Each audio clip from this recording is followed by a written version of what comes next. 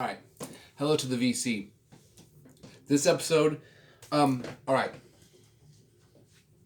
Now, I had never listened to this album all the way through. So first, an amazing album. Now I see why there's so much hype over this record. Let me get a sip of my coffee here. Um, it definitely, this album is a beast of an album. The first side, there is no piano. The second side, there is piano. I didn't know that. I looked on it yesterday. I said that I could see that when I was talking about the piano. So after listening to the piano, and I seen it was recorded by Rudy Van Gelder, so most likely it was an upright piano or a grand piano. Um, uh, and then after listening to it, I don't think the piano so much. It could be maybe had it been tuned recently.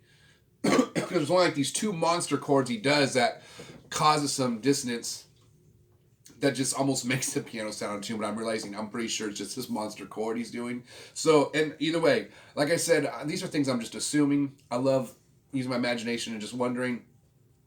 But after hearing this album, seems like obviously John Coltrane was the star of the show, so they kept the piano a little bit lower than normal than if it was like the Miles Davis album. I mean, I'm Herbie Hancock. See, I'm totally all in place.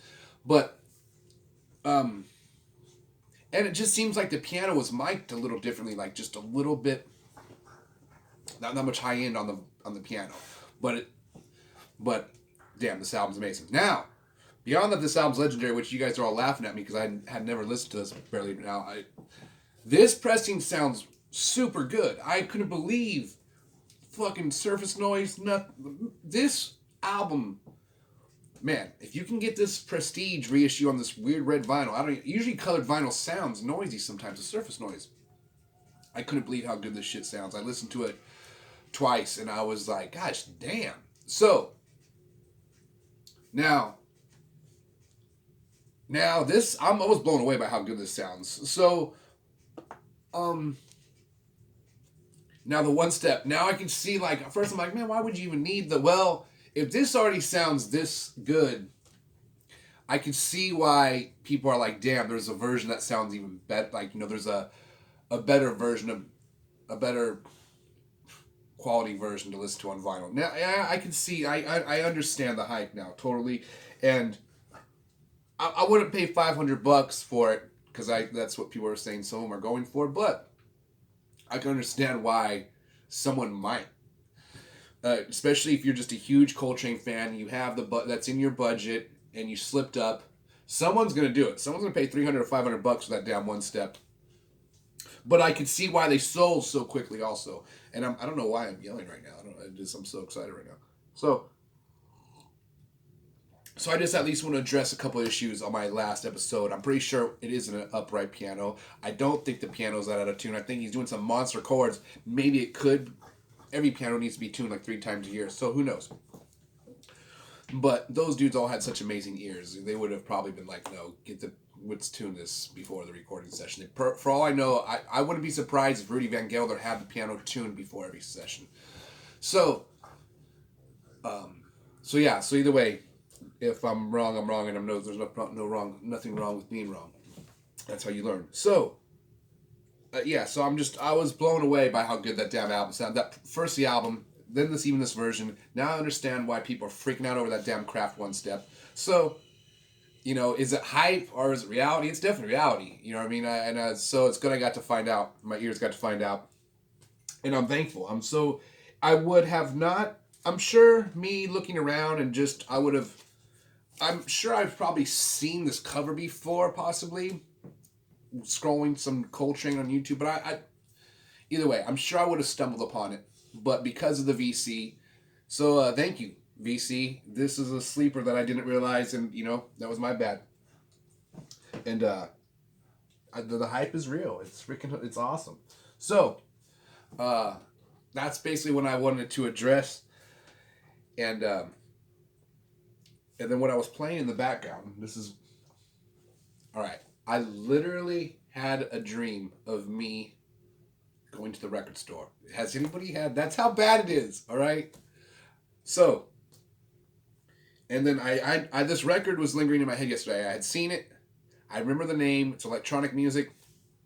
Every time I've just been right now, I've just been wanting to. I love everything. I just want to hear some electronic music lately. And so it's this.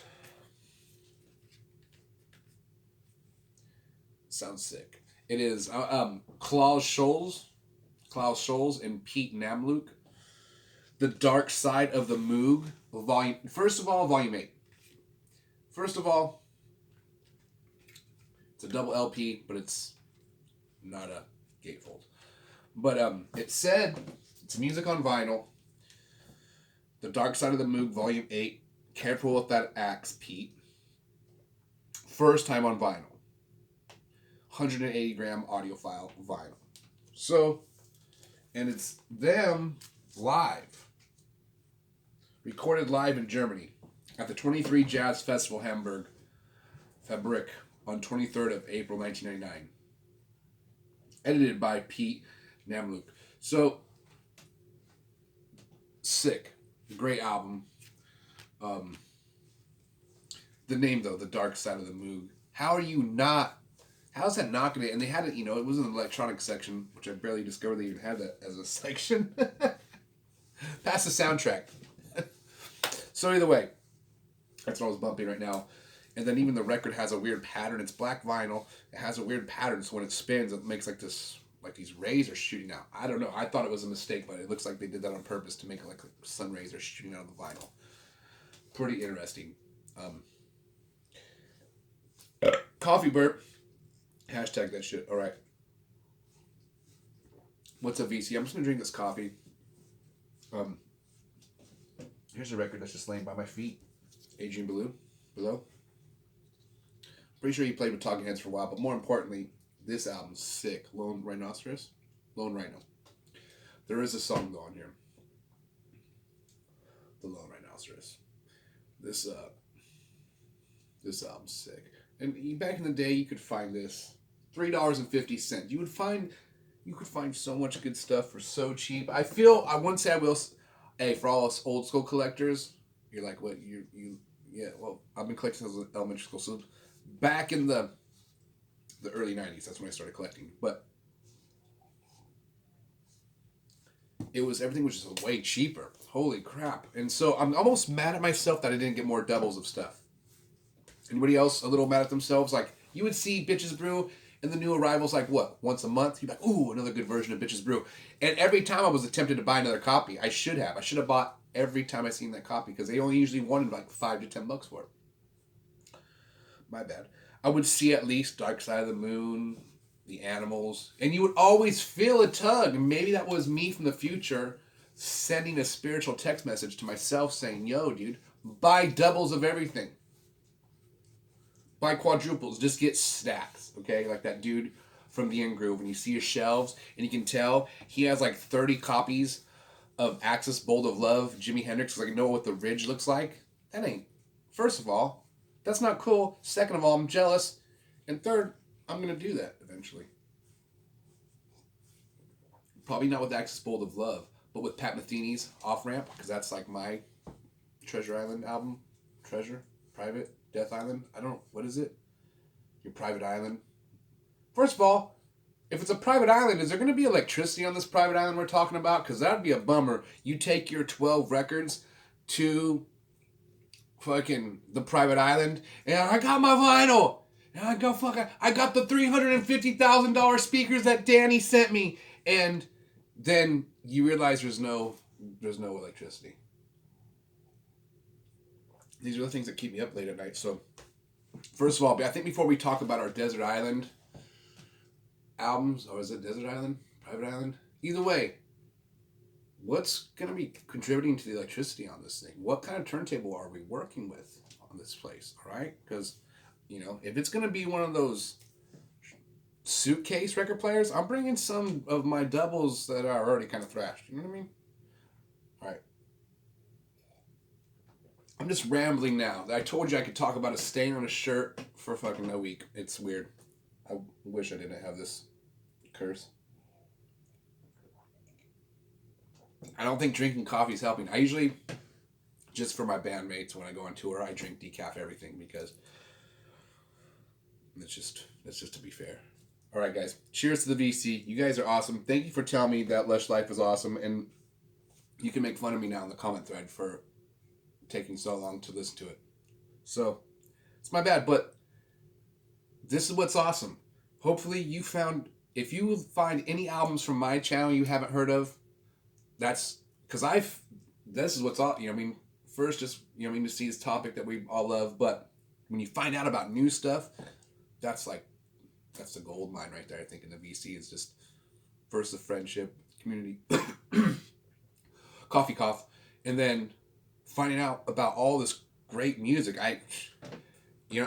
What's crazy, you guys are almost getting me tempted to start listening to Taylor Swift because everybody's like, oh, you gotta have Taylor Swift on vinyl. I remember Teardrops on My Guitar way long time ago. That was the title. I thought that's a great title, Teardrops on My Guitar. That sounds like a damn blues song Robert Johnson wrote, the title. But no, Taylor Swift did it. So either way, the coffee's done. The ramble is over. Like and subscribe. Oh gosh, okay. The coffee is over. The coffee is done. The show is over. Like and subscribe. You guys are awesome. Late's VC.